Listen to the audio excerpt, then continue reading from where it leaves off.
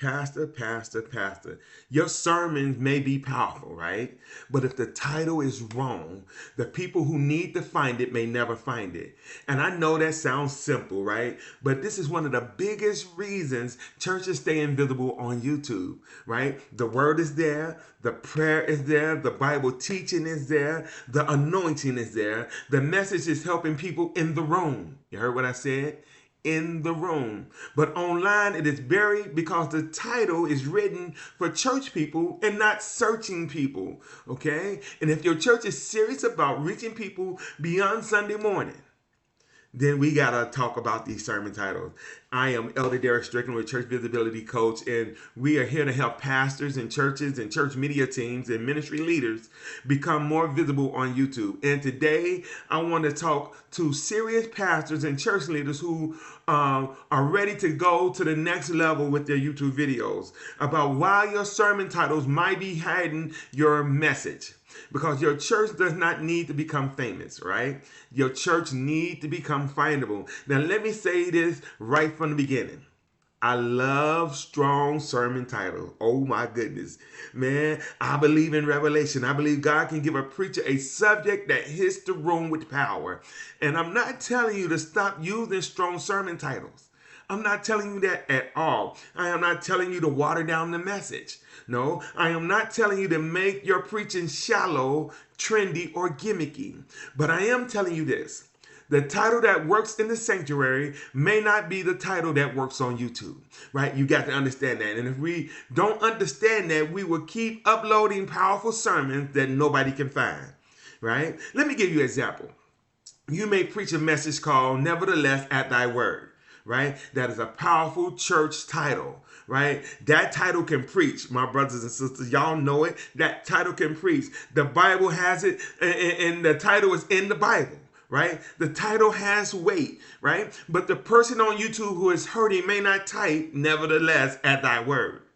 Right? They may type, how do I trust God when nothing else is working? Right? They may type, what do I do when I feel like giving up? They may type, how do I keep believing when life gets hard? Now, those are the same message. Okay, they can be, but on one title is written for the church room, and the other title is written for the person that's searching for help. And Pastor, that's not compromise at all. I need you to understand that. That is clear communication. Let me say that again. That is not compromising. That is clear communication, okay? If a church sign can tell people what time the service starts, your YouTube title can tell people what the problem the sermon actually solves. Right? See, if a flyer can say revival tonight at 7, your YouTube title can say how to trust God when nothing is working. Right? And we are not changing the word. Right? We're not changing the word. We are helping people find the word. See, that's the real shift when it comes down to ministry online. Now, I want to give you 3 reasons sermon titles matter so much on YouTube. Let me give you 3. Number 1, YouTube is a search engine, okay? A lot of churches treat YouTube like it's only a video library or something, right? They preach, they upload, they save the replay, and then they move on. But YouTube is not just a place where videos go to sit and collect dust. Right? No. YouTube is a search engine. People go there looking for answers. People go there searching with their questions. People go there because they got pain. People are searching symptoms. People are searching spiritual confusion. People are searching these different things. And your video titles have to be able to lead them right to the answer. See, they search things that may be even too embarrassed to ask in church. Somebody may not walk up to you after service and say, Pastor, I'm struggling with depression. Right? Somebody might not say that, but they'll go to YouTube at midnight and search, what does the Bible say about depression? Somebody might not come up to you in your church office and say, do I know if God forgave me? Right? But they may search, will God forgive me after I did ... Right? Somebody might not come to Sunday school and ask, how do I pray when I'm angry? But they'll go to YouTube and they'll type that in, how do I pray when I'm angry? So if your sermon titles only make sense to the people who already know the church language, you may be invisible to people searching for spiritual help. Now that's why title strategy matters, my brothers and sisters. Number 2, the title tells the viewer why they should care. All right. On YouTube, people are not just asking, is this a sermon? They're asking, is this sermon for me? Right? They're asking, does this speak to what I'm going through right now? They're asking, should I give this video my time? Right? The title helps to answer that. Right? The title may see, if the title says this, check this out. If the title says this, Sunday morning worship, July 12, 2026. Right? That tells me when it happened, but it don't tell me why I should watch it. Right? If the title says Elder Johnson preaching at Greater Hope, the title tell me who preached, but it don't tell me what problem the message actually solved. Right? If the title says don't quit, God is still working. Now we getting somewhere. See, the searching person has a reason to click on the video because the title speaks to the pain that they're dealing with. Right? It speaks to their desire. It speaks to their hope. It gives the viewer a door into the message. Pastor, listen, this is where church actually missed the boat when it comes down to YouTube videos. If they don't get the title right, man, I'm telling you, these videos are going to keep on being buried, and you got some anointed messages there, and it's getting buried because you got a weak title. See, we title videos for our members, right? But YouTube visibility requires us to also think about the person who don't even know you yet. Yeah. See, your members may know what Sunday service means. Right? But the searching person needs clarity. They need to know, why should I watch this? What is this about? What question does it answer? What pain does it speak to? What hope does this video offer me? That is not marketing manipulation or easy, okay? So get that out your mind. This is ministry clarity, right? Number 3, let me get to the third one, all right? The title helps YouTube understand who the video is for. Right? Now, I'm not saying the title does all the work by itself. No, it does not. YouTube looks at many things like viewer behavior, the thumbnail, the watch time, the engagement, the topic, and more. But your title should still one of the first signals, right? It's still one of the first signals that people see. See, if your title is vague, YouTube has less clarity of where to send it, right? If your title only has a date, YouTube has less clarity. Right? If your title only is a church phrase or a no clear topic, YouTube has less clarity, right? But if your title clearly says what the video helps with, and it gives YouTube and the viewer a strong signal. For example, morning glory service, right? Instead of doing that, I know you're getting up in the morning and you're praying and you got your devotional and you want to title it Morning Glory Service. Instead of that, try this. How to pray when you feel spiritually tired, right? Instead of the battle is not yours, try how to trust God when the battle is too big. Yeah. Instead of faith under fire, try this. Try what to do when your faith has been tested, right? Instead of God will make a way.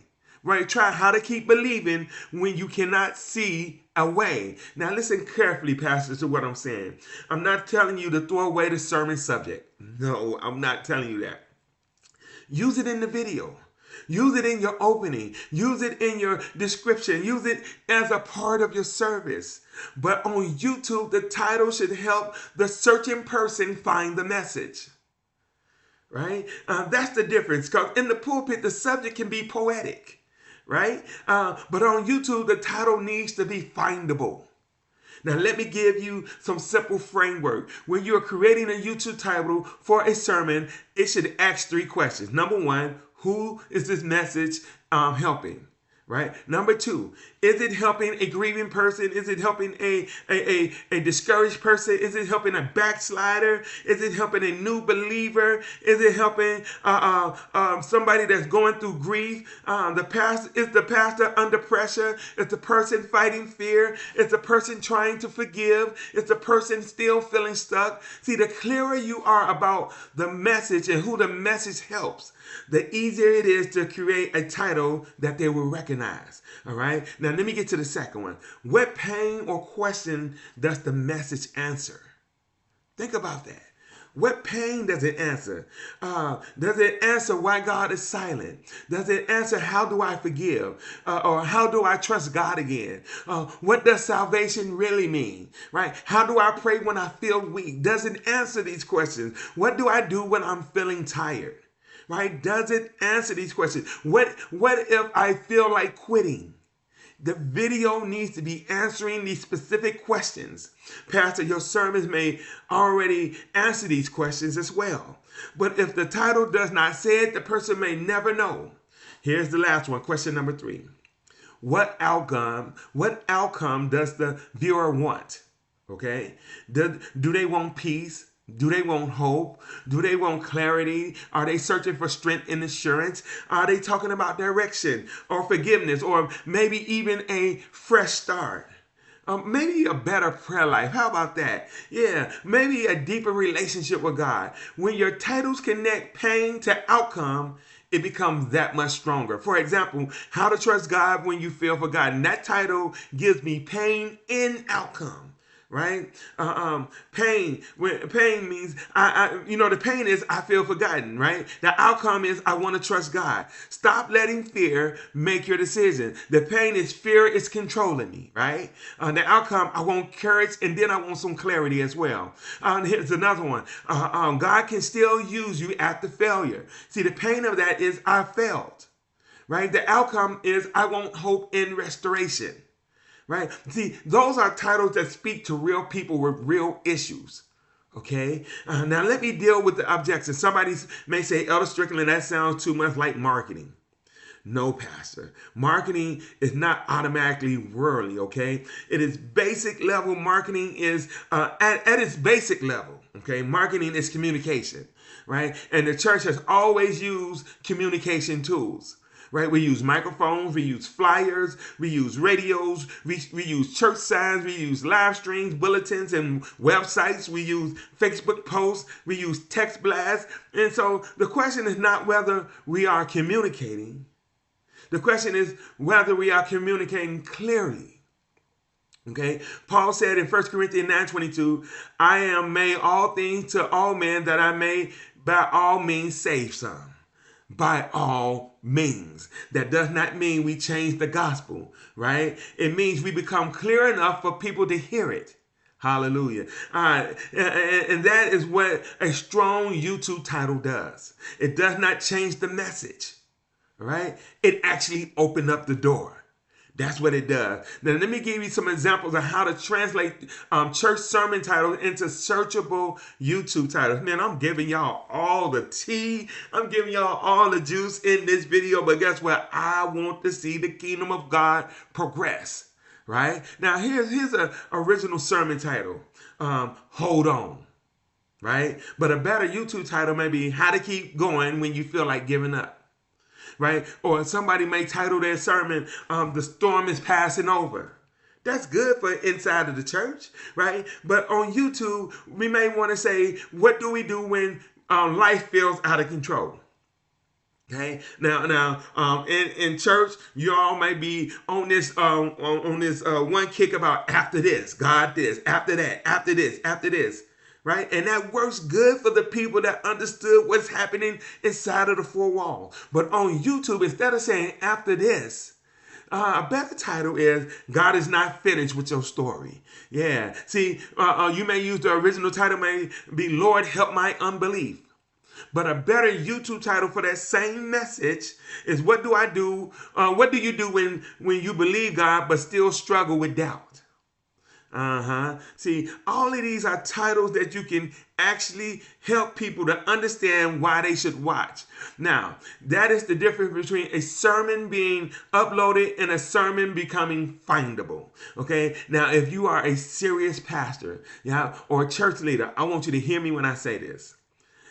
This is not just a media team issue.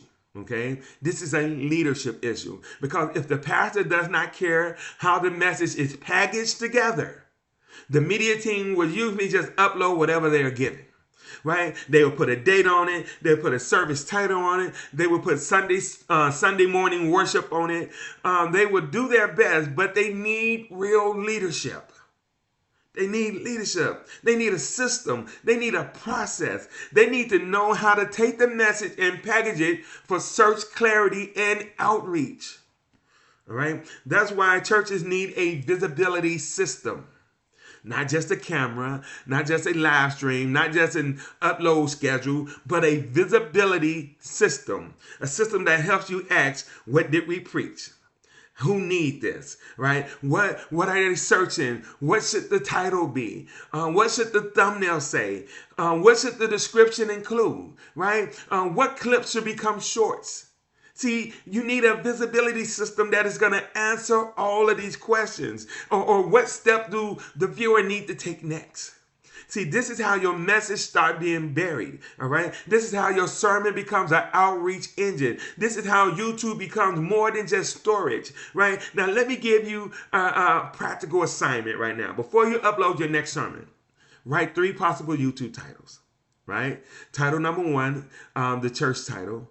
Title number, and the subject you preach, right? Title number 1, the church title. The subject you preach. Title number 2, the church title. And then I want you to think, is this title hurting? Is this title for the person that's hurting right now? Or is this title with what the hurting person would type on YouTube? Think about that. Title number 3, the outcome title, right? This is a transformation the viewer actually wants, right? So let me show you what that looks like. See, the church title says, nevertheless, at thy word, right? The search title says, how to trust God when nothing is working, right? The church title, the outcome title may say, keep believing even when you see no result, right? Now look at those 3. Look at those 3. They all connect with the same message, but they reach people differently. Right? Yeah, this is what serious churches need to learn. Not because we're chasing views, all right? Not because we're trying to be famous, but because people cannot be helped by a message that they can't find. Huh? So, pastors, if your church has powerful sermons but weak titles, your message may be hidden in plain sight. I mean, it's right there, but it's hidden in plain sight. It's on YouTube, but it ain't findable. No, it's uploaded, but it's not positioned. No. It is preached, man. You preach like it wasn't no tomorrow, but it ain't got no package to it. No package at all. And if you want to fix that, I want to give you the next step. This is what I want you to do.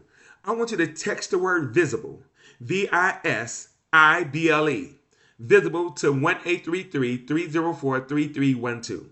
Right, you will see it down in the comment section, the text word and the number that you need to text it to. And I want to send you the church visibility checklist. Okay, that checklist will walk you through the 7 things every church needs to know before YouTube becoming a real outreach engine. Right, these are 7 things you need to know if you're going to be serious. Right, and one of those things is searchable sermon titles, because your church does not need to become famous. Right? It needs to become findable. And if God gave your ministry a message, that message should be seen. It should not be buried online because the title was unclear. Right? It should be visible. It should be searchable. It should be understandable. Right? It should reach people who need it the most. This is Elder Derrick Strickland with Church Visibility Coach, helping churches become visible on YouTube. I'll see you all on the next video. Peace.